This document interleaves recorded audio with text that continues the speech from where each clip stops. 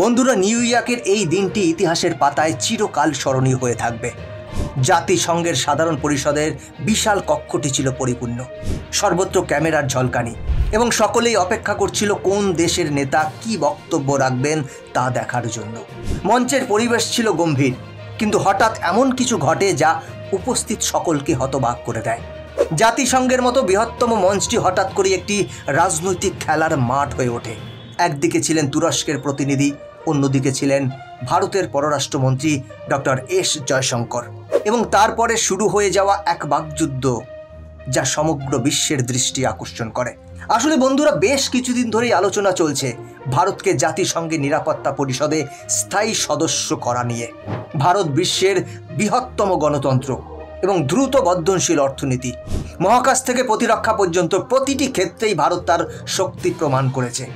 এমন পরিস্থিতিতে ভারতের স্থায়ী সদস্য হওয়া অবাক করার মতো কিছু নয়, বরং এটি সময়ের দাবি। কিছু দেশ এই ধারণাকে সমর্থন করলেও আবারও কিছু দেশ ভারতের অগ্রগতিতে সম্পূর্ণরূপে অসন্তুষ্ট, এবং সেই দেশগুলির মধ্যে তুরস্ক সবচেয়ে গুরুত্বপূর্ণ। যখন জাতিসংঘে ভারতের স্থায়ী সদস্য পদ নিয়ে আলোচনা হচ্ছিল, তখন তুরস্কের প্রতিনিধিরা হঠাৎ উঠে দাঁড়িয়ে ভারতের বিরুদ্ধে অভিযোগের ঝড় শুরু করে। তারা দাবি করেন যে ভারত সংখ্যালঘুদের উপর অত্যাচার করে, ভারত তার প্রতিবেশীদের সাথে সম্পর্ক নষ্ট করে, এবং ভারত পশ্চিমা নিয়ম অমান্য করে। একবার ভাবুন, এটি সেই তুরস্ক যার রাষ্ট্রপতি এরদোগান কয়েক বছর আগে প্রকাশ্যে ঘোষণা করেছিলেন যে ভারতের মতো একটি দেশ স্থায়ী সদস্য হলে এটি বিশ্বের জন্য গর্বের বিষয়। কিন্তু এখন সেই একই তুরস্ক ভারতের পথে বাধা সৃষ্টি করছে। কিন্তু আসল খেলা এখানেই শুরু হয়েছিল। তুরস্ক এই অভিযোগগুলি করার সাথে সাথে ভারতের পররাষ্ট্রমন্ত্রী ডক্টর এস জয়শঙ্কর উঠে দাঁড়ালেন। পুরো দর্শক তার দিকে মনোনিবেশ করেছিল। উপস্থিত সকলেই জানতেন যে ভারত যদি চুপ থাকে তাহলে এই অভিযোগগুলি বিশ্বজুড়ে আলোচনার বিষয় হয়ে উঠবে। কিন্তু বন্ধুরা, ভারত চুপ থাকার পাত্র তো নয়। কেউ ভারতকে অপমান করবে আর ভারত চুপচাপ হজম করবে, তা তো হয় না। ডক্টর এস জয়শঙ্কর মাইক্রোফোনটি হাতে নিয়ে তুরস্কের নিজস্ব ভাষায় প্রতিক্রিয়া জানাতে শুরু করলেন। জয়শঙ্কর প্রথমে তুরস্কের দ্বিচারিতা উন্মোচন করেন। তিনি বলেন, সন্ত্রাসীদের আশ্রয়দানকারী একটি দেশের মানবতা এবং মানবাধিকার নিয়ে বক্তৃতা দেওয়ার কোনো অধিকার নেই। এই কথা শুনে সমগ্র হল হাততালিতে ফেটে পড়ে। তারপর তিনি আরও কঠোর আক্রমণ শুরু করেন। তিনি বলেন, অন্যদের দিকে আঙ্গুল তোলার আগে তুরস্কের নিজের দিকে তাকানো উচিত। তিনি সেখানে নারীদের অবস্থা, সংখ্যালঘুদের সাথে কিভাবে আচরণ করা হয় এবং ইতিহাস জুড়ে আর্মেনিয়া এবং গ্রিক সম্প্রদায়ের যে কষ্টের মুখোমুখি হতে হয় তা বর্ণনা করেন। জয়শঙ্করের কথাগুলো তীরের মতো আঘাত করে তুরস্ককে। বাকরুদ্ধ হয়ে যায় তুরস্ক। বন্ধুরা, এটি কোনো সাধারণ প্রতিক্রিয়া ছিল না, এটি ছিল ভারতের কণ্ঠস্বর, যা যে কোনো প্ল্যাটফর্মে শত্রুদের দমন করার জন্য দৃঢ় প্রতিজ্ঞ। ভারত কেবল নিজেকে রক্ষা করে না, যুদ্ধ করতেও জানে। ডক্টর এস জয়শঙ্করের প্রতিক্রিয়া কেবল তুরস্ককে চুপ করিয়ে দেয়নি, বরং বিশ্বের সেই দেশগুলিকেও এক কঠোর বার্তা দিয়েছে যারা ভারতের বিরুদ্ধে ষড়যন্ত্র করে। কিন্তু নাটকটি এখানেই শেষ হয়নি। যথারীতি পাকিস্তান তার স্বাভাবিক অভ্যাস ত্যাগ করেনি। তারা আবারও কাশ্মীর সমস্যা উত্থাপন করেছে এবং এবার ইসলামিক দেশগুলির সংগঠন ওআইসির একটি সভা ডেকেছে।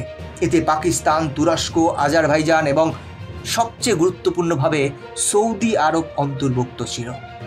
এই দেশগুলো একসাথে ভারতের বিরুদ্ধে একটি প্রস্তাব পাশ করে, যেখানে বলা হয় যে কাশ্মীরে মানবাধিকার লঙ্ঘন ঘটছে। এটি ভারতের জন্য একটি বড় আঘাত ছিল, কারণ ভারত সর্বদা সৌদি আরবকে ঘনিষ্ঠ বন্ধু বলে মনে করে। তবে এবার সৌদি আরব পাকিস্তানের পাশে দাঁড়িয়েছে বলেই মনে হচ্ছে। এখন প্রশ্ন হলো, সৌদি আরব কেন এটি করল? এটি কি পাকিস্তানের চাপের কাছে নতি স্বীকার করছে? এটি কি তেলের রাজনীতি, নাকি এটি কেবল ভারতকে চাপ দেওয়ার একটি কৌশল? বন্ধুরা, আন্তর্জাতিক রাজনীতিতে কোনো দেশের বন্ধু বা শত্রু স্থায়ী হয় না। এখানে সবকিছুই স্বার্থ দ্বারা পরিচালিত হয়। এই কারণেই সৌদি আরব এবার ভারতের পরিবর্তে পাকিস্তানের পক্ষে যাওয়ার সিদ্ধান্ত নিয়েছে। তবে ভারতও চুপ করে থাকার নয়। ডক্টর জয়শঙ্কর তাৎক্ষণিকভাবে কূটনৈতিক দায়িত্ব গ্রহণ করেন। নিউ ইয়র্কে পৌঁছে তিনি মাত্র 2 দিনের মধ্যে 12টি দেশের পররাষ্ট্রমন্ত্রীদের সাথে বৈঠক করেন। এর মধ্যে রয়েছে মার্কিন যুক্তরাষ্ট্র, সিঙ্গাপুর, নেদারল্যান্ড, শ্রীলঙ্কা, মালদ্বীপ ইত্যাদি। তাছাড়া তিনি ইউরোপীয় ইউনিয়ন এবং গ্লোবাল সাউথের 25টিরও বেশি দেশের সাথে গ্রুপ মিটিংও করেছেন। বন্ধুরা, এটি কোনো ছোট কৃতিত্ব নয়, এটি দেখায় যে ভারতের কূটনীতি কতটা শক্তিশালী হয়ে উঠছে এবং ভারত এখন প্রতিটি বিশ্ব প্ল্যাটফর্মে তার অবস্থান কিভাবে শক্তিশালী করছে। এদিকে পাকিস্তান এবং তুরস্কের অভিযোগ ভারতের উপর কোনো উল্লেখযোগ্য প্রভাব ফেলেনি, বরং এর বিপরীত প্রভাব পড়েছিল, যার ফলে আরও বেশ কিছু দেশ ভারতের পাশে দাঁড়িয়েছে। জয়শঙ্কর তার বক্তৃতায় বলেন যে ভারত এখন আর বিশ্ব রাজনীতিতে কোনো পার্শ্ব চরিত্র নয়, বরং একটি নেতৃত্ব স্থানীয় ব্যক্তিত্ব। বন্ধুরা, যদি আপনি পিছনে ফিরে তাকান, আপনি দেখতে পাবেন যে সাম্প্রতিক বছরগুলিতে ভারত তার শক্তি প্রদর্শন করতে পিছপা হয় না। তা সে গালওয়ান ঘটনা হোক, জাতিসংঘের আয়োজন হোক বা জাতিসংঘের ফোরাম, ভারত সর্বত্র নিজস্ব খেলা খেলছে এবং এই কারণে কিছু দেশ ভারতকে থামাতে চায়। তুরস্ক এবং পাকিস্তানের মতো দেশ জানে যে ভারত যদি স্থায়ী সদস্য হয় এবং ভেটো ক্ষমতা অর্জন করে, তবে তাদের কণ্ঠস্বর বন্ধ হয়ে যাবে। তারা বিশ্ব রাজনীতিতে ভারতের বিরুদ্ধে দাঁড়াতে পারবে না। এই ভয়ই তাদের বারবার ভারতের বিরুদ্ধে ষড়যন্ত্র করতে বাধ্য করে। কিন্তু ভারত দৃঢ় প্রতিজ্ঞ, অপ্রতিরোধ্য। যত বাধাই আসুক না কেন, যত দেশই এর বিরোধিতা করুক না কেন, ভারত অবশ্যই তার গন্তব্যে পৌঁছবে। বন্ধুরা, এই পুরো গল্পের সবচেয়ে বড় বার্তা হলো ভারত আর কারোর সামনে মাথা নত করবে না এবং যেখানেই অভিযোগ করা হয় সেই মঞ্চেই প্রতিটি অভিযোগের উপযুক্ত জবাব দেওয়া হয়। তুরস্ক এবং পাকিস্তানের মতো দেশগুলি এখনও মনে করে যে তারা মিথ্যা প্রচার করে, কাশ্মীরের কথা বলে এবং সস্তা রাজনীতি করে ভারতকে থামাতে পারে। কিন্তু তারা ভুলে গেছে যে ভারত এখন একবিংশ শতাব্দীর ভারত, যে তার আত্মসম্মানের সাথে আপোষ করে না। ভারত আর কারো ঘুঁটি হয়ে ওঠে না। আজ জয়শঙ্করের প্রতিটি কথা কেবল তুরস্ককে চুপ করিয়ে দেয়নি, বরং ভারতের বিরুদ্ধে ষড়যন্ত্রকারী সমস্ত দেশকে একটি কঠোর বার্তা দিয়েছে, একটি আয়না দেখিয়ে দিয়েছে। বন্ধুরা, এটি এমন একটি সময় যখন আমাদের দেশ নিয়ে আরও বেশি গর্বিত হওয়া উচিত। ভারতের শক্তি দিন দিন বৃদ্ধি পাচ্ছে এবং এটি কেবল অর্থনৈতিক বা সামরিক শক্তি নয়, বরং রাজনৈতিক ও কূটনৈতিক শক্তিও। আজ ভারতের কণ্ঠস্বর কেবল এশিয়াতেই সীমাবদ্ধ নয়, ওয়াশিংটন, প্যারিস, লন্ডন, টোকিও থেকে আফ্রিকা এবং ল্যাটিন আমেরিকা পর্যন্ত প্রতিধ্বনিত হচ্ছে। এই কারণেই কেউ জাতিসংঘের মতো প্ল্যাটফর্মেও ভারতের দাবিকে অবমূল্যায়ন করতে পারে না।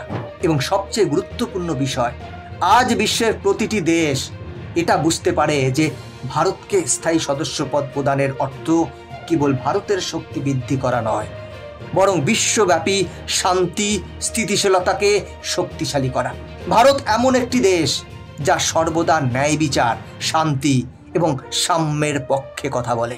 এই কারণেই ভারত অবশ্যই জাতিসংঘের নিরাপত্তা পরিষদে তার স্থায়ী আসন নিশ্চিত করবে। এখন আমার একটাই অনুরোধ, আপনিও যদি বিশ্বাস করেন যে কোনো শক্তি ভারতকে থামাতে পারবে না, তাহলে এই ভিডিওটি যতটা সম্ভব ব্যাপকভাবে শেয়ার করুন, চ্যানেলটি সাবস্ক্রাইব করুন এবং কমেন্টে লিখুন জয় হিন্দ। তো বন্ধুরা, আজকের ভিডিও এখানেই শেষ করছি। দেখা হচ্ছে পরবর্তী ভিডিওতে। ভালো থাকবেন, সাথে থাকবেন। জয় হিন্দ।